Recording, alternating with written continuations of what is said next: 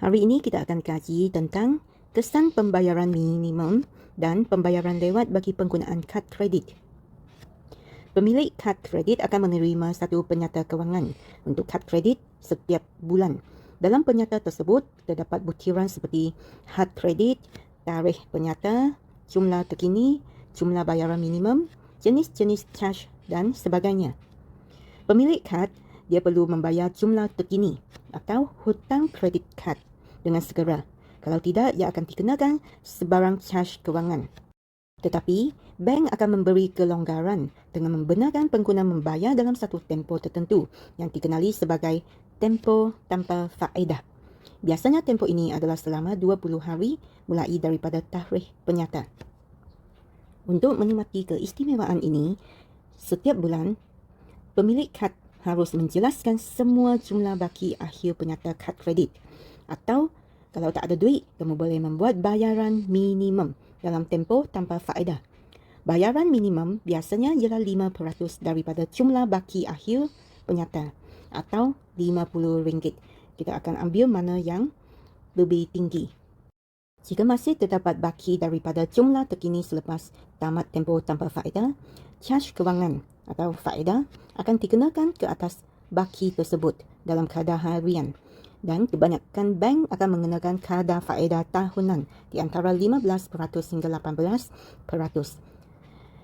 Okey, kalau tiada sebarang bayaran dibuat dalam tempoh tanpa faedah, maka caj kelewatan, iaitu kita panggil caj bayaran lewat minimum RM10 atau 1% daripada jumlah baki yang belum jelas akan dikenakan. Kita tengok contoh di bawah ini. Encik Ahmad menerima penyata kad kredit untuk bulan Januari 2019 dari Bank Sentosa. Penyata menunjukkan Encik Ahmad mempunyai jumlah terkini iaitu baki tertunggak sebanyak RM5,200.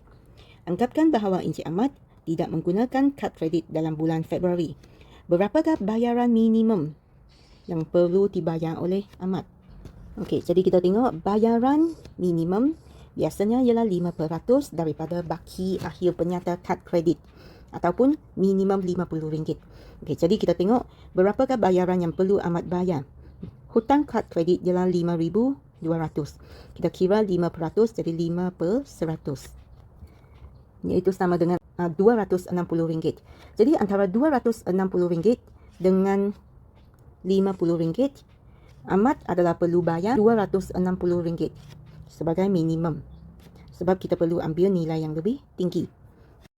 Soalan B, jika Encik Ahmad hanya membuat bayaran minimum untuk bulan Januari, iaitu dia sudah bayar RM260 kepada bank dan tarikh penyata ialah 15 hari daripada tarikh tamat tempoh faedah. Maksudnya 15 hari ini dia adalah perlu bayar faedah kepada bank.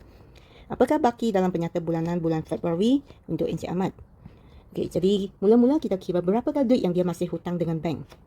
RM5,200 kita tolak dengan RM260. Dia masih hutang kad kreditnya sebanyak RM4,940. Dan dengan baki ini, kita perlu caj kadar faedah iaitu 18% per setahun. Okey, jadi 18% kita bahagi dengan 100. Okey, persen mesti bahagi dengan 100. Dan tarikh penyata ialah 15 hari daripada tarikh tamat faedah itu. Jadi kita perlu bayar 15 hari punya faedah. Okey, sebab kadar 18% ini adalah secara tahunan. Jadi kita perlu bahagi dengan bilangan hari dalam satu tahun, iaitu 365 hari. Okey, jadi yang ini 18% adalah sebab 18% dan ini ialah bilangan hari. 15 hari, jadi 15 bahagi dengan 365 bilangan hari dalam satu tahun. Jadi faedah yang perlu Encik Ahmad bayar ialah RM36.54. Tetapi ini faedah sahaja. Jadi jumlah baki untuk bulan Februari kita perlu tambah faedah dengan hutang yang dia masih hutang dengan bank, iaitu baki hutangnya RM4,940 kita perlu tambah dengan faedah,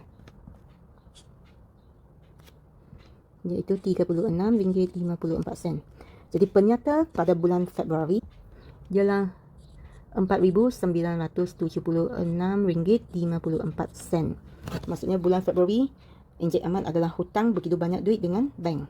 Kita tengok soalan C pula. Jika Encik Ahmad terlupa membuat sebarang pembayaran untuk bulan Januari, apakah baki dalam penyata bulan Februari untuk Encik Ahmad? Okey, perbezaan soalan C dengan B ialah C dia tak bayar apa-apa bayaran minimum. Tapi soalan B dia ada bayar bayaran minimum sebanyak RM260. Okey, jadi untuk soalan C, mula-mula dia masih hutang RM5,200 dan dia perlu bayar faedah kepada bank. Faedah tahunan 18%. Jadi 18/100 darab dengan penyata itu ialah 15 hari. Okey, 15 hari daripada 365 hari. Iaitu faedahnya RM38.47. Okey, dan sebab Encik Ahmad ini dia tak bayar apa-apa duit, apa-apa bayaran minimum kepada bank, jadi dia akan dikenakan charge sebanyak 1% daripada jumlah hutangnya, iaitu RM5,200. Kita perlu tambah dengan faedahnya. Dan jumlah ini kita perlu bayar 1%. Okey, jadi 1/100. Ini ialah denda sebab dia tak bayar apa-apa kepada bank. Jadi di sini dia perlu bayar denda sebanyak RM52.38. Jadi jumlah baki dalam penyata bulan Februari ialah hutang yang asal RM5,200 tambah dengan faedah tahunan 18% iaitu RM38.47 dan tambah lagi denda 1% tu RM52.38. Jadi jumlah penyata pada bulan Februari ialah RM5,290.85.